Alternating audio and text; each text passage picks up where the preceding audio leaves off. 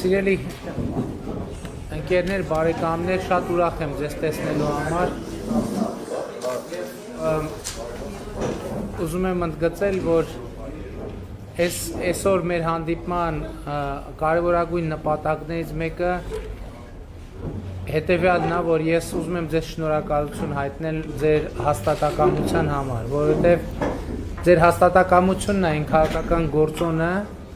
որ Հայաստանի Հանրապետությունում ապահովել է հետպատերազմական շրջանի կայունությունը եւ որ մենք կարողացել ենք այնուամենայնիվ մարտահրավերները պահել որոշակի վերահսկողության ներքո։ Սա շատ կարևոր է եւ ելի ուզում եմ ընդգծել, որ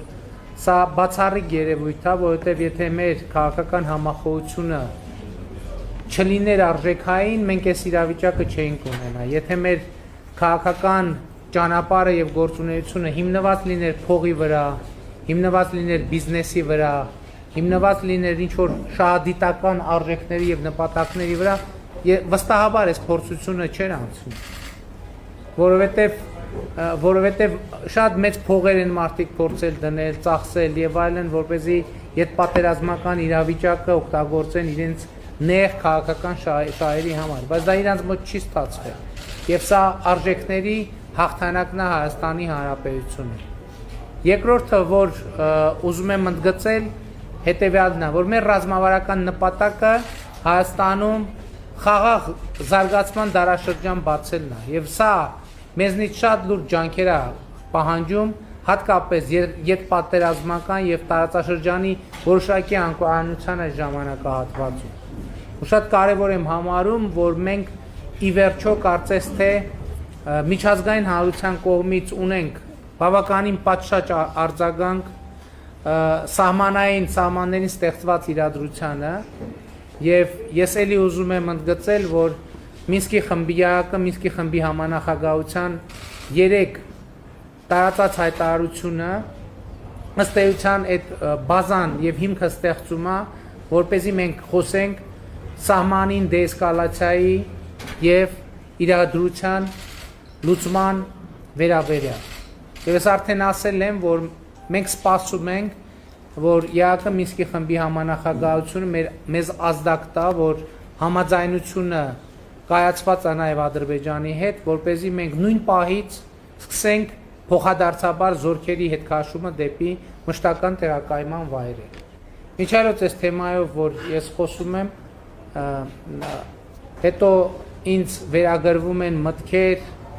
վերնագրեր, որոնք իրականության հետ որևէ կապ չունեն։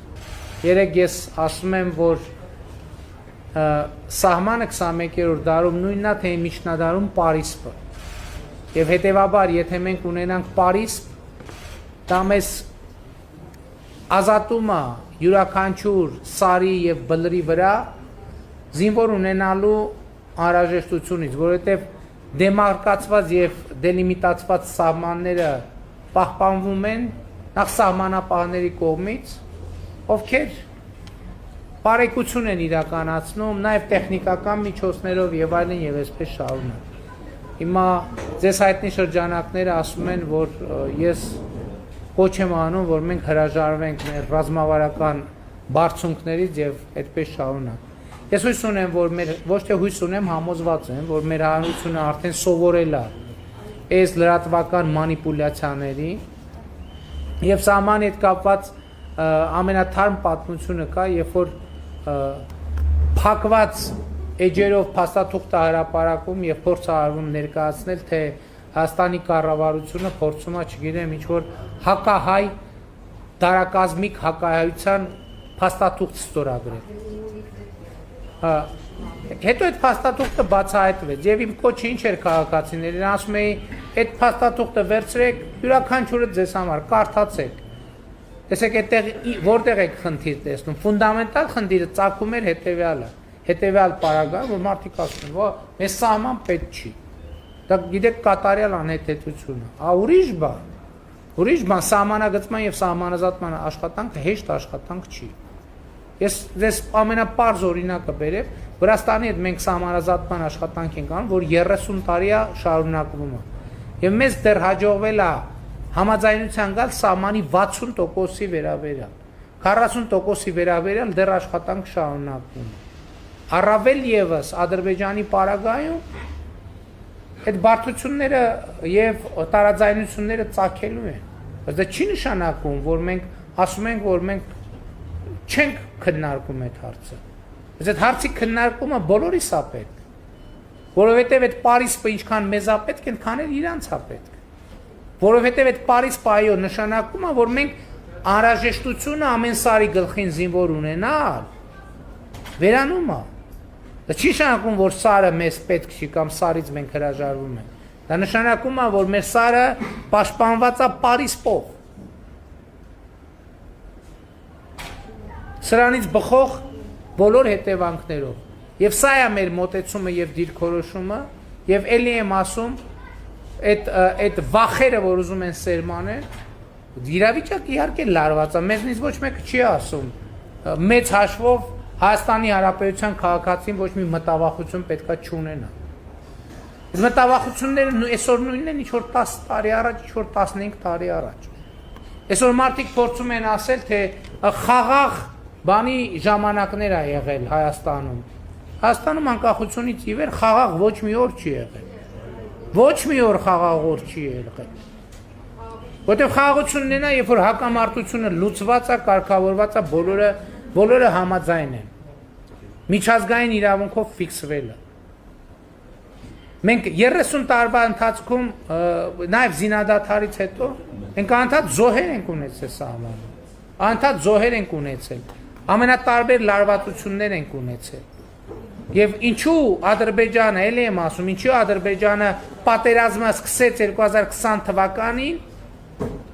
եւ ոչ թե ասենք 10 տարի առաջ։ Շատ պարզ մի պատճառով, ընդ որում ես ուզում եմ մեր ուշադրությունը հրավիրել այդ փաստի վրա։ Իրանք երբեք չեն թաքցրել, որ իրանք Ղարաբաղը համարում են իրենց անբաժանելի մասը, երբեք չեն թաքցրել 7 տարածքների մասին չեմ ասում եւ երբեք չեն թաքցրել, որ եթե իրանք չստանան դա բանակցություններով, պատերազմով դա փորձելու են յետ վերցնել։ Հիմա հարց,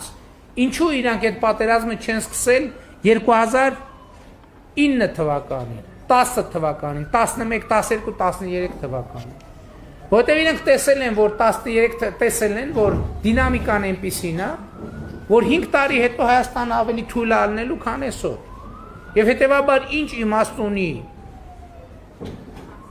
հիմա սկսել պատերազմը, եթե 5 տարի հետո պատերազմը ավելի լավ արդյունք է խոստանում։ Հարց, ինչ 2020 թվականին պատերազմը սկսվեց։ Մի պարզ պատճառով, որ իրանք տեսան, որ 2018 թվականից հետո Հայաստանում սկսել են խորքային եւ բովանդակային փոփոխություններ, եւ այդ դինամիկան շարունակվելու դեպքում 5 տարի հետո Հայաստանը շատ ավելի ուժեղ ալնելու։ Իսկ հենց պատերազմի մեկնարկի պահը կապված էր նաեւ նրա հետ, որ այդ Հայաստանի բանը բովանդակային փոփոխությունների դինամիկան անկում էր ապրել կոവിഡ്ի պատճառով։ Սա պարզ տրամաբանություն է։ Եվ եթե ասում են, որ պատերազմի մեղավորը մենք ենք, այդ առումով ճիշտ են ասում, որտեվ եթե Ադրբեջանը տեսներ, որ 3 տարի սպասելուց հետո Հայաստանը ավելի թույլ կլինի, 3 տարի էլ կսպասեր, ով չի սպասի, ցանկացած խելամիտ մեկը։ Էսա ճշմարտությունը այս ամբողջ պատմության մասին։ Եվ այս ընտրական process-ը եւ վերջին 2 ամիսները մենք իմիջիայլոց եթե նկատել եք այն ամենասկզբնական շրջանում շատ пассив ենք հակազդել եւ հակադարձել մեզ ուղված մեղադրանքներից։ Ես անկեղծ ուզում եմ ասել, որովհետեւ ինչ ենք пассив հակադարձել, որովհետեւ մենք էլ ենք մեզ ուղղել այդ մեղադրանքները։ Մենք էլ ենք փորձել հասկանալ, մենք ինչքանով ենք մեղավոր եւ ինչու ենք մեղավոր։ Չմտածեք հանկարծ, թե մեր մոտ չի եղել տենց քննարկում, որ այո, մենք ամեն ինչ ձախողել ենք, մենք ամեն ինչ տապալել ենք, մենք ամեն ինչի մեջ մեղավոր ենք եւ մենք պետքա թողենք գնան։ Այդ մենք էլ ենք քննարկել։ Այդ միտքը ոչ մեկի այդ միտքը մենք մեր առաջ ավելի խստությամբ ենք դնում, քան ուրիշները։ Չկասկածեք։ Եւ հետեւաբար ասում եմ, ես մեր կողմնակիցներին նաեւ կոչ եմ անում ընդհանրապես առավել եւս հիմա ամենևին չնեղվել այդ հայհոյանքներից, այդ վանկարկումներից, մեզ ասում են դավաճա, շատ լավ, թող բացատրեն, թող ձևակերպեն ինչի մեջ է մեր դավաճանությունը։ Չէ, մենք իրենց չենք ասում, մենք ապացուցում ենք։ Շատ կարևոր է արձանագրել, մենք ուղղակի չենք ասում, մենք ապացուցում ենք։ Մենք բան չենք, այսպես տեսական թեզեր չենք, մենք ինչ ասում ենք։ Ես այս վերջին շրջանում, այս պատմության հետ կապված ինչ ասում եմ, ամեն ինչը ապացուցվում է փաստաթղթով, տեսանյութով, հայտարարությամբ, իրադարձությամբ։ Հիմա մենք որ ասում ենք Ղարաբաղը բանակցային գործընթացից դուրս է թողնվել 98 թվին, 97-98 թվերին։ Չսա որ մեկը կարա առարկի։ Ոչ, որովհետև 97 թվից առաջ բոլոր բանակցությունները Մինսկի խմբի ձևաչափով անցել են Ղարաբաղի ներկայացուցիչների մասնակցությամբ։ Որ 99 թվականին Հայաստանը կողմ է քվեարկել Եվրոպայում անվտանգության խարտիային, որով արձանագրվում է, որ Ղարաբաղի հարցը կարող է լուծվել Ադրբեջանի տարածքային ամբողջականության շրջանակներում միայն, չսա որևէ մեկը կարող է վիճարկել։ Այդ փաստաթուղթը հրապարակված է, որ 99 թվականի հոկտեմբերին Ռոբերտ Քոչարյանը անվտանգության խորհրդի նիստին ադրել մեղրին Ադրբեջանին հանձնելու ծրագիրը եւ դրան դեմ են արտահայտվել Կարեն Դեմիրճյանն ու Վազգեն Սարգսյանը եւ դրանից հետո տեղի է ունեցել հոկտեմբերի 27-ը, չի որևէ մեկը կարող է վիճարկել, իհարկե չի կարող վիճարկել, որովհետեւ դա մի վկայությունով չի հաստատվում, դա մի քանի վկայություններով է հաստատվում։ Այն որ 2018 թվականին դրությամբ Հայաստանի զինվորը պատշաճ սնունդ չի ունեցել, ինչի դա որևէ մեկը կարող է վիճարկել, իհարկե չի կարող վիճարկել, որ 2016 թվականի ապրիլյան 4-օրյա պատերազմի ընթացքում մեր զենք զինամթերքը սպարվել է կամ սպարվելու եզրին է եղել, ինչի դա որևէ մեկը կարող է վիճարկել։ Դուք 44 օր պատերազմ է եղել Հայաստանը, պատերազմի լսել եք, որ որևէ մեկը ասի զենքը պրծավ։ Չի եղել տենց բան։ Արցախում եղել է, որովհետև կարող է պահեստները թողել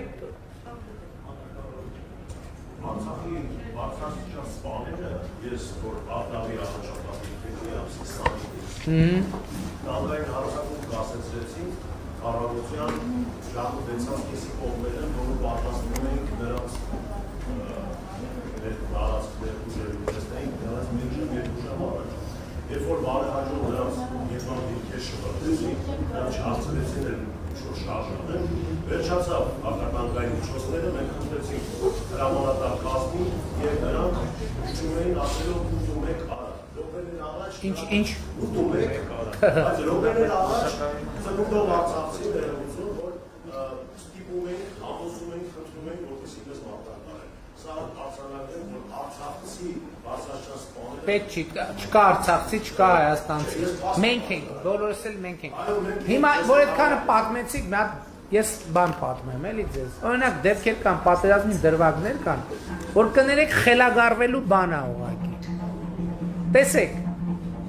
գիտեք, որ երբ որ պատերազմը սկսում, առաջին գործողությունը, որ արվում է, պահեստները դատարկում են եւ զորամասերը զինվորների զորամասերից տարհանում են։ Ինչի՞։ Որովհետեւ պատերազմից առաջ երկար հետախուզություն է տեղի ունենում եւ ենթադրում է հակառակորդը գիտի զորամասը որտեղ է, պահեստը որտեղ է եւ այլն եւ այլն։ Ուրեմն պատերազմում լինում է այսպիսի մի դրվագ, որը կա հավանականություն, որ կապ ունի ձեր նշած միջադեպի հետ։ Մենք ձեռք ենք բերում, ունենում ենք բավականին մեծ քանակությամբ հակատանկային միջոցներ։ Եվ այդ հակատանկային միջոցը ուղարկում ենք X ուղղությամբ։ Եվ այդ հակատանկային միջոցը հայտնվում է զորամասերից մեկի պահեստում, որը մի ժամ հետո ռմբահարվում է եւ ամբողջ զինամթերքը մեջը ոչինչ անում։ Հասկանում եք, այսպեսի դրվագ է եղել, որ ես չեմ կարող հասկանալ, որովհետեւ նա ով շատ թե քիչ հասկանում է, գիտի որ տանեին մի ծառի տակ դասավորեին, շատ ավելի տրամաբանական կլներ, քան այդ ժամանակակից զենքերը տանային դնեին, զորամասի, այդտեղ ընդ որում 25 տարի է զորամասը, 25 տարի է զորամասի պահեստը։ Տանում են դնում են այդ պահեստի մեջ, մի ժամ, երկու ժամ հետո անօթաչու թրցող սարքով եւ այլ միջոցներով հարձակվում են, եւ մի քանի միլիոն դոլարի զինամթերքը տեղում ոչնչացվում է։ Հասկանում եք, այսպեսի դրվագներ կա, հիմա ինչ մտածես, որովհետեւ ասենք լավ, ինչ մտածես, մտածես անգրագիտությունը, կարա լինի, բայց շատ դաժան անգրագիտություն է, մտածես, ինչ մտածես, եւ ենթադրվում է, որ այդ սպան, որը ձեզ ասել է ուտում եք, կարող է այդ միջադեպից սրտնեղած է եղել այնքան, որ նկատի ունեմ նրբություններ կան, բաներ կան, որոնց մասին չի խոսվում, բայց ես ուզում եմ ասել հետեւյալը, որ շատ կարեւոր է արձանագրել, այո, մենք ունեցել ենք բանի խնդիր, զրահաբաճկոնի եւ Սաղավարտի խնդիր, բայց այսօր մարդ կա, ում աշխատանքային պարտականությունների մեջ է մտնում երկրի ղեկավարությանը զգուշացնել, որ մեր բանակում Սաղավարտի եւ զրահաբաճկոնի խնդիր կա։ Այդ մարդը ես եմ նշանակել իրան ուրիշ պաշտոնից ազատելով եւ ուրիշ պաշտոն։ Թող ասի մի անգամ զեկուցել, որ Հայաստանի Հանրապետության զինված ուժերում կա զրահաբաճկոնի եւ Սաղավարտի խնդիր։ Մի անգամ։ Սաբոտաժ, որ ձեր հոգացությունը, ձեր ուշադրությունը մեծ է եղել Արցախյան վերջի պատերազմի ժամանակ, ձեր սթափությունը, ձեր հավասարակշռությունը, որը ողջ զինված ուժերին, բանակին ոգևորել է առաջնագծում կրվելու մարտնչելու մանուկ հաղթանակի։ Եվ այսօր ձեր կերպարը համոզված են ամեն ինչ լավ տեսնելով, գիտակցելով, ապրելով վերջի 30 տարիները, իր կաշվիրա զգալով նախկին իշխանությունների կատարած ապաշխոր քաղաքականությունը, որի արդյունքում Արցախը չի դարձել բանակցող, բայց մենք հույս ունենք Չէ, դարձել է իրականում, բայց հետո դուրս է թողնում։ Ինչ որ արդարությունը պետք է պահել։ Մինչև 97 թիվը Արցախը եղել է բանակցային կողմ։ Ընդ որում, հետաքրքիր բան եմ ասում, որ շատ կարևոր է, այդ առաջին փուլում 97 թվականին, երբ որ բանակցային առաջարկություններ են ներկայացրել, Հայաստանն ու Ադրբեջանը ընդունել են այդ փաստաթուղթը որպես բանակցությունների հիմք, Ղարաբաղը մերժել է։ Ղարաբաղը մերժել է։ Եվ սա շատ կարևոր ճկունություն է տվել։ Իսկ ըստ էության Ղարաբաղին դուրս թողնելուց հետո Հայաստանը ըստ էության ստիպված է եղել ընդունել առաջարկող տարբերակները որպես բանակցության հիմք։ Ու ըստ էության Հայաստանի Հանրապետությունը իր այդ կատաստրոֆիկ սխալի պատճառով չնայած դա սխալ էլ չի, այլ շատ գիտակցված մարդիկ իրանց իշխանությունը ապահովելու համար դա գործարք է եղել։ Եվ քանի որ այսպես ստացվեց, ես կարծում եմ, որ մեր հանդիպման շարունակությունը հարց ու պատասխանի ձևով շարունակենք, դուք ձեր ասելիքը ավարտեք, հետո եթե հարց ունեք ձեւ։ Ես ուզում եմ հույս հայտնել, որ դուք այն ղեկավարն եք, որի մասին մեր ժողովուրդը միշտ փափագել է, բարեհոգի, նվիրված, գաղափարապես զարգացած, ուստի դա է պատճառը, որ ժողովուրդը պայքարում են, շարունակել են ձեզ հետ պայքարել եւ ձեզ հետ միասին կերտել երկու սարի ապագան։ Ուզում եմ ծանոթանալ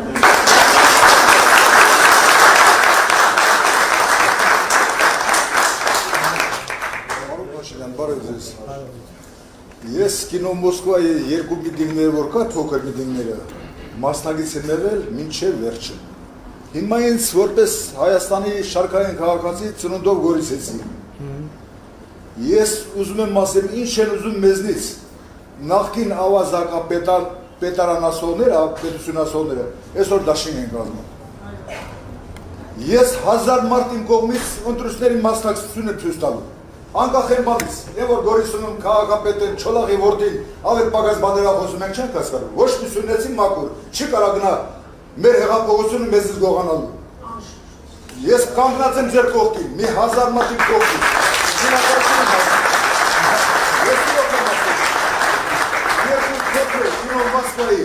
Այդ փոքր, այդ հանրահավաքի ժամանակ ես 18 թվի փետրվարի եւ դրանից հետո երկրորդ միտինգ եղավ Ազատության հրապարակում, երրորդ եղավ Ֆրանսիա հրապարակում, դες գնացինք վերև եկան, գոշում ամենտեղ, մինչև գնացինք պետհամալսարան, վերջապես այն մոմենտին, որ ձեզ ձերբակալեցին, Սասուներ շշով խփեց, ես էլի կողք կանցան։ Ես օրերը կանգնած եմ, Շնորհակալ եմ։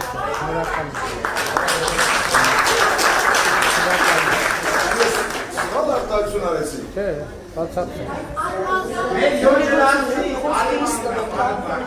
Ուրախ եմ շատ։ Իմիջայլոց ասեմ, ես կներեք էլի ասացի, տենց ես տեղային հայրենասիրության դրսևորումները ընդհանրապես չեմ սիրում, բայց ուզում եմ ասեի, որ բան երրորդ մասը ինձ համար շատ հարազատ տեղ է, որովհետև ես Իջևանում ծնվել մեծացել եմ եւ մինչեւ 91 թիվը ապրել եմ Իջևանում, որից հետո ուսանողության տարիներին ապրել եմ հորաքույրներիս տանը, Կոմիտասում եւ Զեյթունում հիմնականում, նաեւ Մասիվում Հարակացանում, բայց ես գործնականում 1997 թվից գործնականում ապրում եմ երրորդ մասում, նու հայրենի երրորդ մաս, նույնն եմ համարում, ու միշտ ինձ ամենալավը զգացել եմ, որ ճիշտ ասեմ այստեղ, որովհետև շատ նենց դրսի կողքի բանի համար, իմիջիալոց ասեմ, որպես բանում շրջանում ծնված մեծացած, նենց երրորդ մասը տենց բան տենց շատ խառը իմիջ ունի, բայց իրականում որ ներսում ես, ես օրինակ ամենալավը ինձ այստեղ եմ զգացել, ուզում եմ ձեզ շնորհակալություն հայտնեմ դրա համար։ Ամենադժվար ժամանակներում ընդ որում։ Կներեք,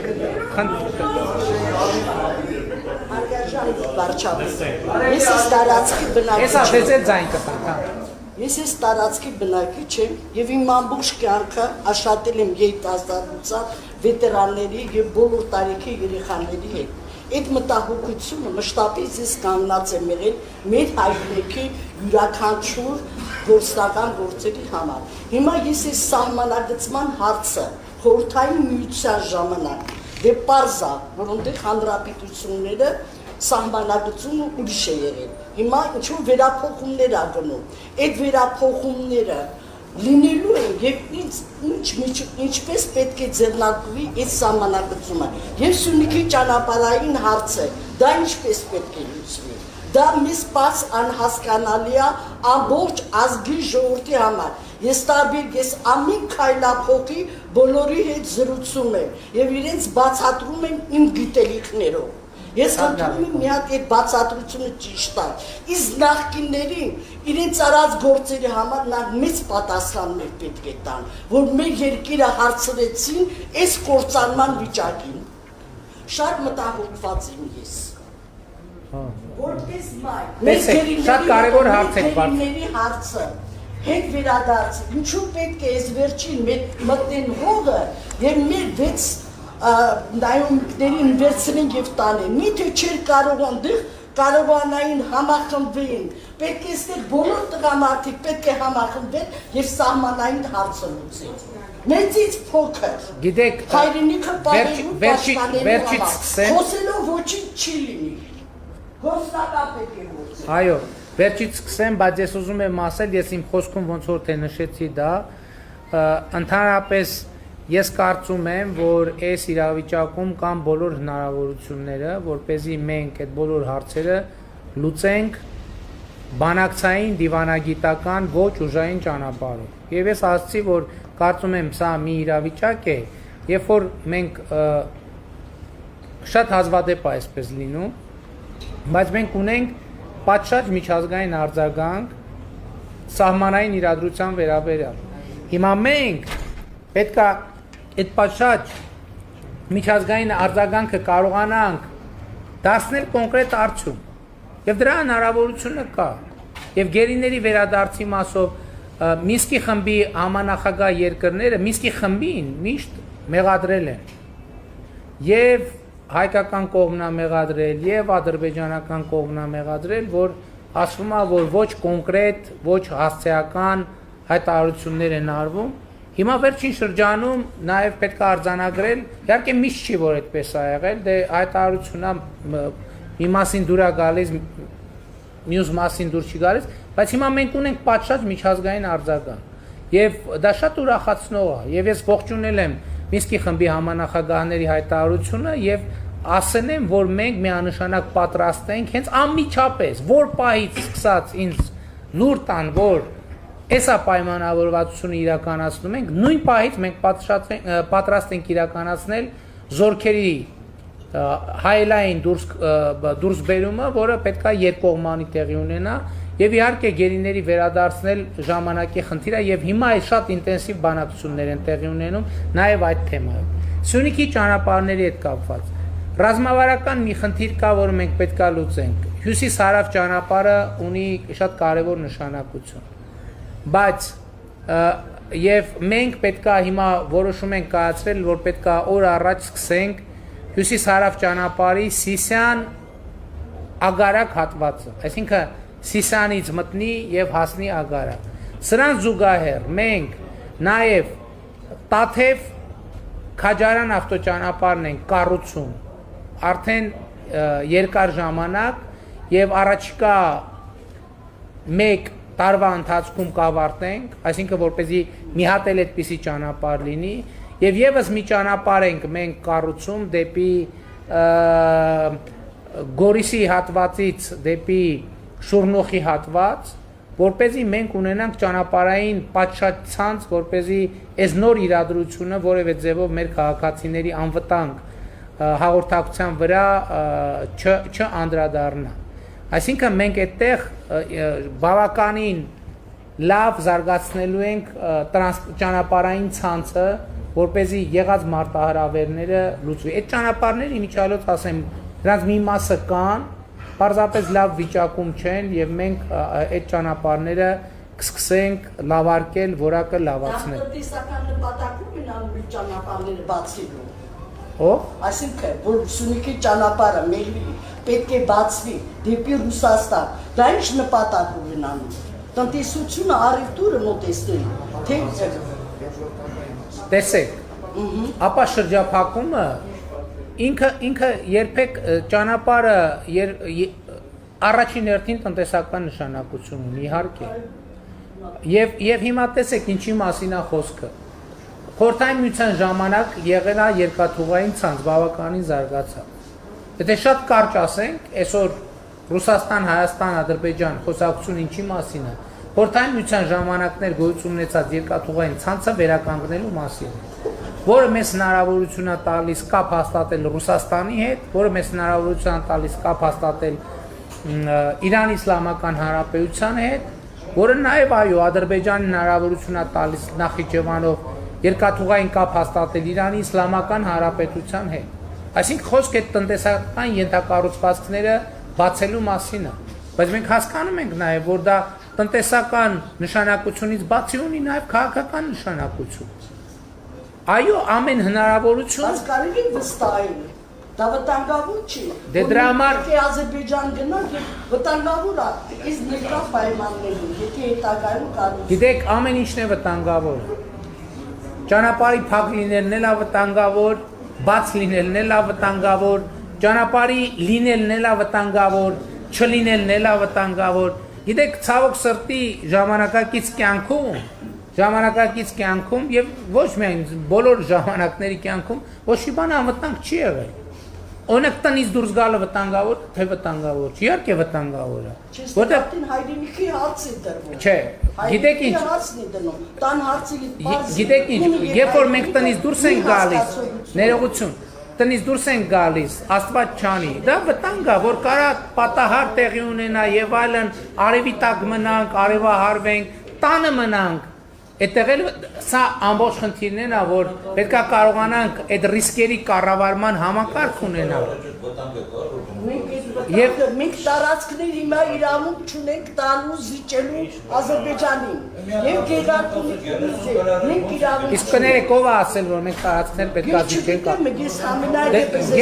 փոխային չեմ լսում։ Ես նույնիսկ պոստատի զատունի կոշտ արձագանքը լսեցի եւ ապրինքը նա բավականին հայկական կողմի շատ հարցերում կանգնած է անում, բայց մենք պետք է չխափնվենք։ Մենք շատ Ես լիարժեք ձեզ հետ համաձայն եմ, ինչ որ ասեցիք 100%-ով կիսում։ 100%։ Վարչապետի իմ կարծիքով կարելի է մեղադրել այն ժամանակ, երբ որ 29000 քառակուսի կիլոմետրի հետ խնդիր կա։ Չէ։ Եկեք,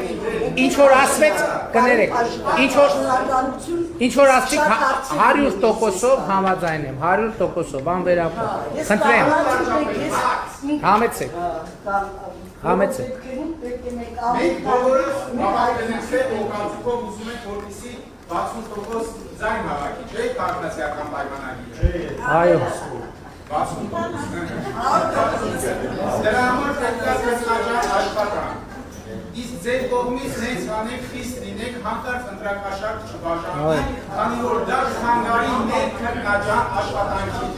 Սա մեկ, երկրորդը, խնդրում է ժողովուրդը բնակիչի ընտրողը, որպեսզի դուք պարբերաբար տարին գոնե 2 անգամ թոշակ եւ աշխատավարձ բարձրացնեք։ Այսքանը։ Տեսեք, մենք 2019 թվականի դրությամբ 18 թվականի ես վարչապետ եմ ընտրվել, 19 թվականի արդեն տարվա վերջի դրությամբ մենք 1.200.000 մարդու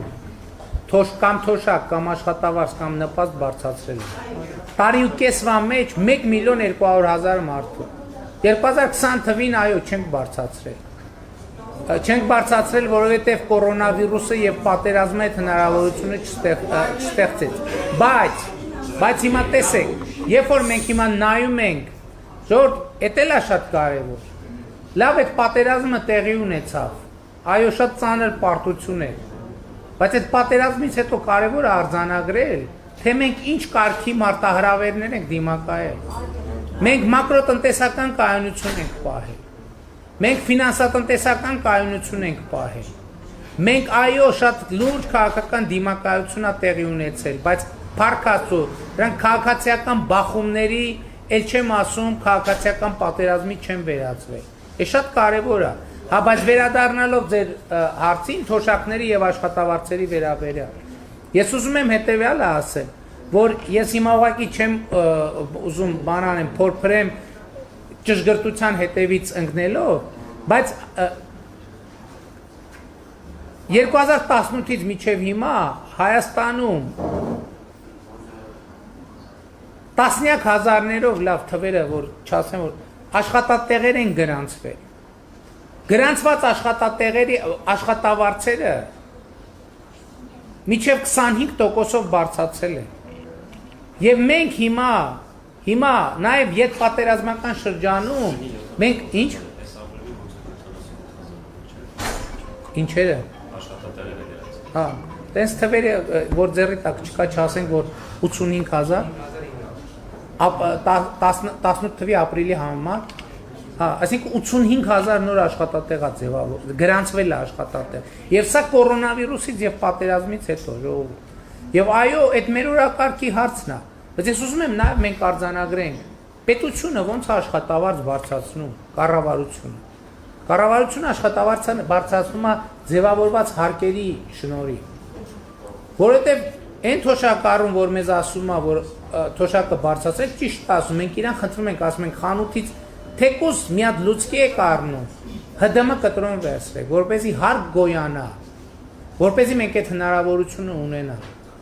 Եվ մենք այո պետական բյուջեն ինչ է ընդհանրապես, դա մեր բոլորիս մասհանումներն է, մեր բոլորիս կարիքների համար, որտեղ մենք ունենք անհատական կարիքներ եւ մենք ունենք ընդհանուր կարիքներ։ Այո, մեր տան հացը պետբյուջեից չի ձեռք բերվում, բայց մեր տուն տանող ճանապարհը կառուցվում է պետբյուջեի հաշվի։ Հետևաբար այդ հարկերը, որ մենք վճարում ենք,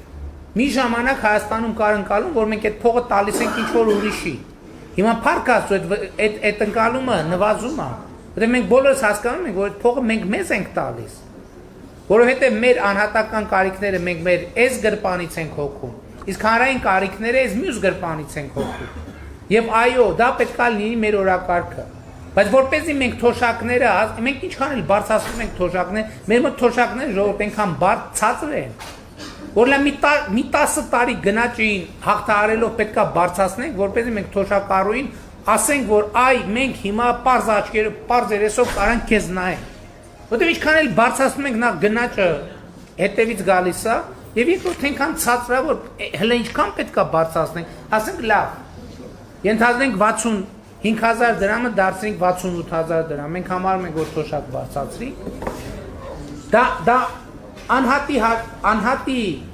հաշվարկով շատ բան չի նշանակում, բայց պետական բյուջեի վրա դա 10 միլիարդ դրամի, 10-15 միլիարդ դրամի ավել ծախս է։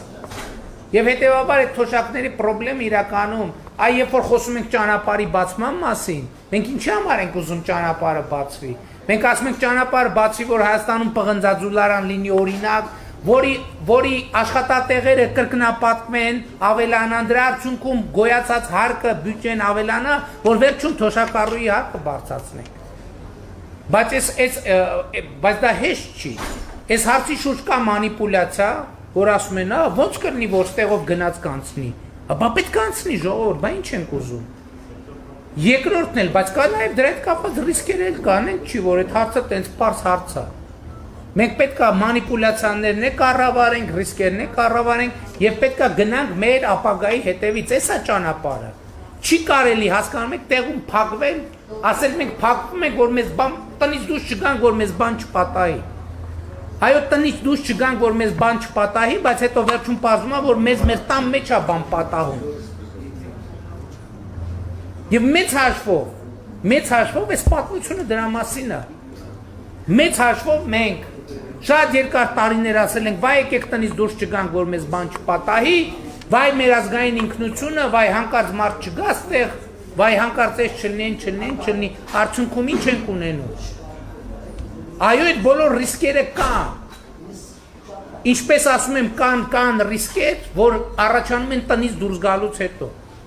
Բայց մենք ոչ թե ասում ենք եկեք տնից դուրս չգանք, այլ ասում ենք եկեք տնից դուրս մեր ճանապարհն հենց կանոնակարգենք, որ ռիսկերը կառավարենք։ Դրա համար փողոցում դնում ենք լուսացույց, դրա համար սահմանում ենք հետիոտնային անցում, դրա համար ծառայություն է իրականացնում ներողություն ճանապարհային ոստիկանությունը, բարեկային ոստիկանությունը։ Դրա համար մենք քաղաքավարության եւ համակերպության որոշակի կանոնները գիտենք եւ այդ կանոնները պահպանում ենք։ Այդպես են ռիսկերը կառավարում։ Հետևաբար տնից դուրս չգանք, որ ոչ մի բան չլինի, ամենավատ ճանապարհն է։ Բայց այո, պետք է հասկանանք նաև, որ կարող է տնից դուրս գանք եւ նույնիսկ տնից դուրս չգանք, կարող մեր վրա հարձակվեն։ Եվ այս ռիսկերն է պետք է կառավարենք։ Եվ այդ ռիսկերը պետք է կառավարենք ոչ միայն ուժային եղանակով եւ ուժային մեթոդներով, այլև դիվանագիտությամբ, այլև մեր միջազգային հարաբերություններով, այլև մեր դիրքորոշումների ճշգրիտ ձևակերպումներով։ Սա է ճանապարհը։ Համեցեք։ Դուք հարցում եք։ Ես ամբողջ ժողովրդի հետ խոսել եմ, համամիտ ենք մեր քաղաքակուսակցությունը, նույնիսկ ժողովուրդը չի ուզում որևէ ընտրություն, մենք ունենք վարչապետ, առաջի հերթին, ինչի համար, չենք ուզում ոչ մի ծախս անել, թող համախմբեն, բոլորը համախմբեն, օգնեն մեկը մյուսին, ոչ թե փաստաթղթերը գրկած վազեն Պուտին, ինձ տուր գավառապետ, ինձ տուր ես ուզում եմ վարչապետին փոխեմ, վարչապետը լավը չի, դա մի կողմ, ամբողջ ժողովուրդը, երբեք չի ուզում պրախոտ տալ ազերբայջանական, ռուսական, թուրքական այդ ճանապարհը։ Կտրականապես դեմ ենք։ Կտրականապես։ Մենք ուրիշ ճանապարհներ ունենք։ Արցախը հետ վերադարձնելով Արցախաշենը, ուրեմն Շուշին, Բարդան, մինչև Բարդայի լեռները, Նախիջևանով եւ ուրեմն Գանջայով Ջավախքով մենք մեծ պոտենցիալ ունենք։ Ես հազար ներողություն, շատ ներողություն, ես չեմ ուզում ուրեմն ձեզ խանգարել որևէ բան։ Ես գիտեմ ձեր անելիքը։ Արգելվում է նրանց, եթե չի զբաղվում ռուսական կառավարությունը, մի փոքր ոտատրորում են, դրանից հետո փոխում են ուրեմն համաշխարհային տնտեսություններին։ Նրանք բոլորը կզբաղվեն եւ բռնի կերպով ծախված հայկական հողերը պետք է վերադարձվեն։ Այս կցավը տանեմ, այդ դրա համար ենք ուզում, որ Նիկոլ Փաշինյանը մնա վարչապետ։ Եվ մի հարց, անցավ, ես արդեն մնացածը գիտեմ, ձեր ամեն ինչը լսում եմ ուշով, քունս չի տանում, 20 անգամ եմ լսում։ Ձեզ չպետք է խանգարեն, եթե տղամարդ են, թալանել են, թող վերադարձնեն, իրենց առանց կալյոց զապոներով վերադառնան, ադրբեջանական իրաց հանձնագրով վերադառնան իրաց եկած տեղը։ Եվ դա քիչ է։ Լավ, Հայրիկ ջան։ Մի րոպե, ես ձեր կողքին, հարգելի վարչապետ, եւ երրորդը, ձեր կողքին, դեր կոնգրեսի ժամանակ դուք դաժե մի թերթի կտորը տվեցիք, իրար կողքին խոսել եք, ժողովրդի հետ դուք խոսում եք։ Դուք ասեցիք, որ կառավարման ձևը սխալ է։ Եվ խնդրում եմ հիմա, անցեք ձեր խոսքին, կառավարման ձևը ինչքան շուտ հնարավոր է փոխել, որ չլինի Թալանող Քոչարյան եւ չլինի Չունևոր Սիմոնյան։ Շատ լավ։ Ես ուզում եմ մենք մի քանի Ես շնորհակալ եմ, ես էլ եմ։ Մի րոպե սպասեք։ Նախ ես ուզում եմ արձանագրենք հետևյալը, որ Հայաստանի Հանրապետությունը շատ կարևոր եւ պատասխանատու միջազգային գործընկեր է։ Եվ ես ուզում էի ասեի, որ տեսեք, մենք Վրաստանի սահմանի դելիմիտացիայի եւ դեմարկացիայի մասին ենք խոսում։ Եվ մենք սահմանի դելիմիտացիայի 60% ավարտել ենք եւ նույն տրամաբանության մեջ ես հույս ունեմ, որ շատ շուտով կավարտենք նաեւ մնացած մասը եւ մեր բարեկամությունը Վրաստանի հետ որևէ ձևով չի կարող եւ չպետք է խաթարվի եւ սա շատ կարեւոր սկզբունք է։ Այո, Ջավախքի հայության իրավունքները մեզ համար ուշադրության արժանի են եւ կարեւոր են, բայց մեզ համար կարեւոր է նաեւ, որ մեր Ջավախահայությունը լինի լիարժեք Վրաստանի քաղաքացի իր իրավունքների եւ պարտականությունների կատարմամբ։ Այստեղ տարընթերցում լինել չի կարող։ Երկրորդը, Հայաստանի Հանրապետությունը, ժողովուրդ ջան, այնուամենայնիվ մենք պատմությունը գիտենք։ Գիտենք պատմությունը, մեր ժողովրդի հերոսական եւ հպարտ պատմությունը։ Հայաստանի Հանրապետությունը որպես միջազգային իրավունքի սուբյեկտ ձևավորվել է խորհրդային Հայաստանի հենքի վրա, այսինքն խորհրդային Հայաստանի տարածքում է ձևավորվել Հայաստանի Հանրապետությունը եւ մենք սա պետք է հստակ արձանագրենք եւ սահմանների դեմարկացիա, դելիմիտացիա ասելով մենք չենք ասում, որ այդ սահմանները ճշգրիտ լրիվ նույն ձևի պետք է լինեն, որտեղ ինչ ասեմ ձեզ, խորհրդային միության ժամանակներում էլ այդ սահմանները բազմաթիվ փոփոխություններ են կրել։ 1928 թվին եղել է դեմարկացիա դելիմիտացիա, եւ ինչալոց 87 թվին էլ է եղել դելիմիտացիա եւ դեմարկացիա, որը արվել է,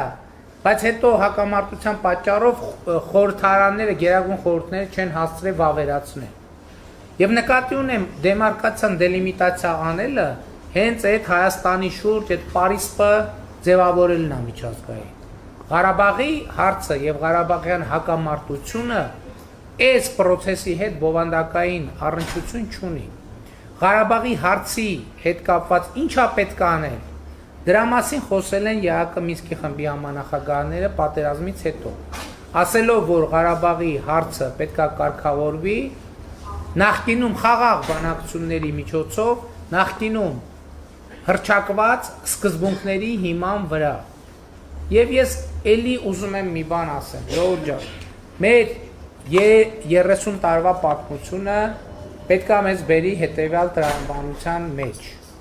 որ մենք պետք է առավելագույնս խուսափենք հայրենասիրության կենացային դրսևորումներից եւ պետք է առավելագույնս գործի դնենք հայրենասիրության գործնական դրսևորումները։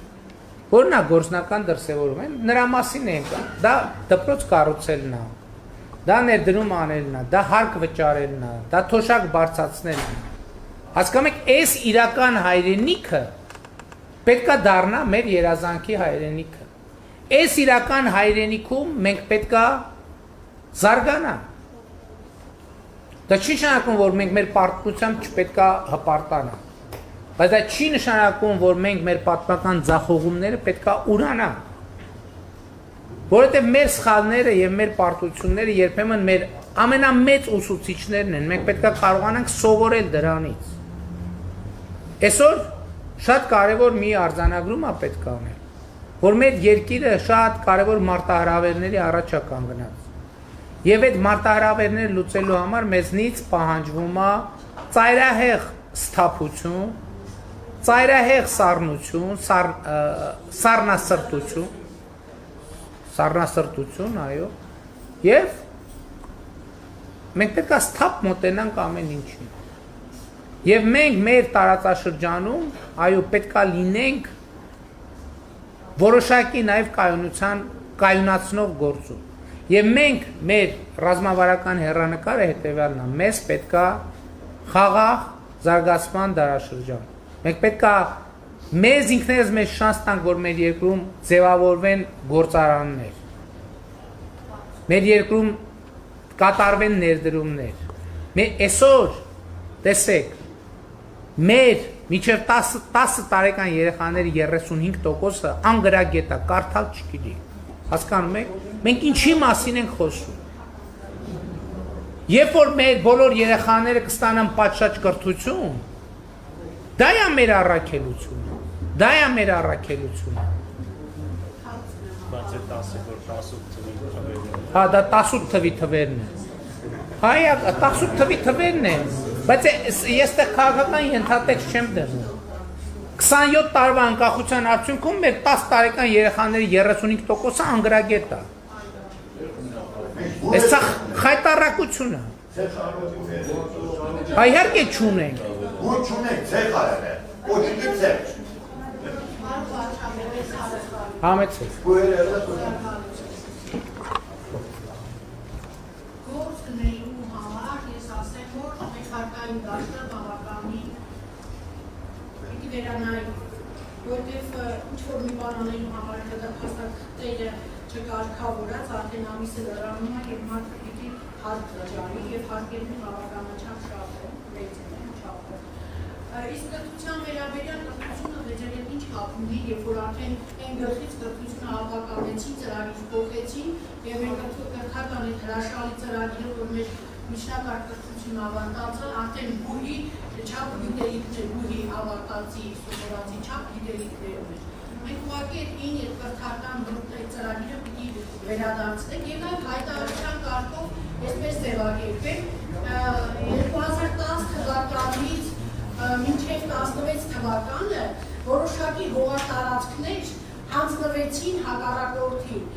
Իմ ընկերուհին գյուղապետ էր, զանգահարեց, չեմ հիշում 15 թիվներ, 14 թիվներ, ասաց, որ ես Թերեզա Ասատրյանն եմ, լրագրող, ասեմ, և նաև պատերազմի մասնակից։ Ասեց, ես Խաչի գյուղի հետևից տարածք են տալիս, խնդրում եմ եկեք նկարեք։ Ես գնացել եմ, բայց ես թույլ չեմ տվել, ճանապարհները փակեք, որպեսզի նկարեմ։ Հիմա որ հող են ուզում, կամ ասեն, հեսա որոշ ժամանակ հետո ասեն, Խաչի գյուղի հետևը վարչապետը տվեց, ես նախապես եմ ասում, 15 մինչև 15 թվականը հողեր ա տվել։ Եվ նաև Ագարակի կողմից ա տված, ընդդել զինվորական զանգահարեց, ասեց, որ ըստեղ բանի Մեղրի Ագարակի կողմից հողակտորներ տվեց։ Սա այս մասով, իսկ Ստեվան Արղիջը, որ 2007 թվին գրավանդրվել է նախկին վարչապետի։ Լավ էլի ժողովուրդ ջան, ախր տենց բաներ, ախր պետք է մենք կապ չունի, էլի մենք մենք նախորդ կներեք էլի մենք ներկա իշխանությանն էլ նախորդ իշխանությանն էլ կարանք շատ բաներ բայց եկեք չէ լավ էլի տենց բաներ ընդհանրապես տենց պետք է ոնց եք պատկերացնում հիմա գնաց Սևանա լիճը գրավադրվեց վերնագրեր գրավադրվել է 2016 խնդրում եմ չկա տենց բան 7 կա ուրիշ փաս 2018 թվականի հունիսին Սևանա լճի մակարդակը վերջին 60 տարում լինելու է ամենաբարձրը 2021 թվականի հուլիսին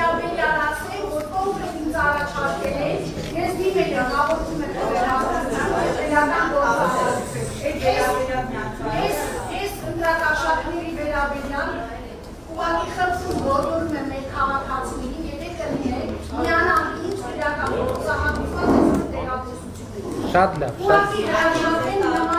Հենց այդ առումով էի ուզում ասել, ինչպես պետք է կարողանանք մենք օգտակար լինենք, ձեզ պարզ է, որ մենք ձեր աջակիցներն ենք, ձեր կողքին ենք, բայց մենք պետք է համախմբվենք և ինչ-որ մի պլան կարողանանք մշակել, որով կարողանանք մենք գտնել այն մարդկանց, որոնք անօրինություն են անում, որոնք ընտրակաշարք են անում, կամ ինչ-որ հավաք Ասեմ ձևը, ասեմ Այդ տեղեկությունները փոխանցում եք շտաբը փոխանցում է ոստիկանությունը եւ ազգային անվտանգության ծառայությունը զբաղվում են այդ տեղեկատվությամբ։ Հա? Այո, կարելի է նաեւ նկարել, բայց ավելի լավ է ինֆորմացիան ժամանակին փոխանցենք օպերատիվ մարմիններին, որպեսզի օպերատիվ մարմինները ավելի պրոֆեսիոնալ կնկարեն եւ կտեսագրեն եւ կձայնագրեն։ Շատ լավ, Ժողովուրդ ջան, ես արդեն մյուս հանդիպումից ուշանում եմ։ Համեցեք։ Հիմա այդ կավիշը վերջերնելա թե չէ։ Ոչ։ Կարծիքով եթե կավիշը վերջերնացած լիներ, հիմա հին ուժերը հանցագող տարանչի մնացած ուժերը հաստատ չէին բանի գալիս երկրի կառավարում ֆինանսերով ու երբ հստակ լինելու Եթե ժամանակ ասեցիք վերջ կավիշին, բայց չեղավ այդ կավիշը։ Այո, ճիշտ է։ Մեկ էլ Արոն Միրզյանը ոնց է։ Լավ սադետներ անենք, դա։ Վերջ թավիշին նշանակում է հետևյալը, որ Հայաստանի Հանրապետությունում օրենքը պետք է անառարկելի օրենք գործի։ Դրա համար պետք է հետևյալը, որ մենք կայացնենք լիարժեք եւ գործունակ դարձնենք մեր օպերատիվ մարմինները, մեր քննչական մարմինները, մեր դատախազական մարմինները եւ մեր դատական մարմինները, որովհետեւ վերջ թավիշինը դա է։ Եվ մենք այս ճանապարհով գնում ենք։ Եվ մենք այդ ճանապարհով գնում ենք, այո, ես գիտեմ, որ դժգոհ եք եւ գիտենք, որ հա նաեւ ինչի դա տեղի չունենում, որովհետեւ պետք է արձանագրել, որ պատերազմից հետո այնուամենայնիվ այո, մենք որպես իշխանություն թուլացել ենք։ Եվ մենք արտահերթ ընտրությունը ինչի համար ենք իրականացնում, որպեսզի դուք նորից ուժ տաք մեզ։ Այո, մենք կարող ասել ենք վերջ թավիշին եւ չենք կարողացել անենք պատշաճ ձևով։ Որտեղ պարզվել է, որովհետեւ պատերազմի արդյունքում մենք թուլացել ենք, ժողովուրդ, որպես իշխանություն մենք թուլացել ենք։ Մենք հիմա եկել ենք արտահերթ ընտրություն ենք առաջարկում եւ ձեզնից խնդրում ենք, որ մեզ նորից ուժ տաք, որ մենք մեր խոստացած վերջ թավիշինը կարողանանք գործնականում իրականացնենք։ Այդ ուժ տալու համար մենք ձեզնից խնդրում ենք հետեւել, մեզ պետքա որ այս ընտրությունների արդյունքում քաղաքացիական պայմանագիր կուսակցությունը ստանա 60% ձայն։ Եթե մենք ստանանք 50+1% ձայն, մենք էլի կլինենք իշխանություն։ Մենք էլի կառավարություն կլինենք։ Բայց մենք բավարար ուժ չենք ունենա, այսինքն 60%-ը այն նշաձողն է, որը մեզ հնարավորություն է տալիս վերջ թավիշինը դարձնել գործնական իրականություն բոլոր ոլորտներում։ Եվ մենք ձեզ դա խնդրում ենք, կոչ ենք անում, որ դա անեք։ Եվ այն ինչ որ որ մենք չենք դատել, դուք գտնում եք, որ պիտի դատեինք եւ չենք դատել, դուք ինքներդ կարաք 21 թվականի հունիսի 20-ին դատեք ձեր քվեարկությամբ։ Եվ հետեւաբար բոլոր նրանցում գտնում եք, որ պետքա ոչ թե հավակնեին իշխանության, այլ լինեին բանտերում, դա ձեր կարծիքն է։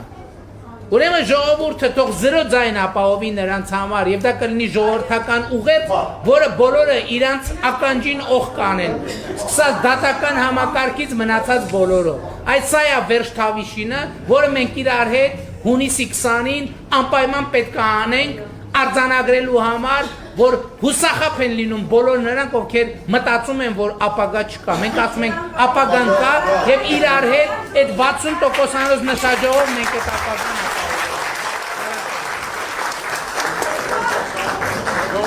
Մի վարքյան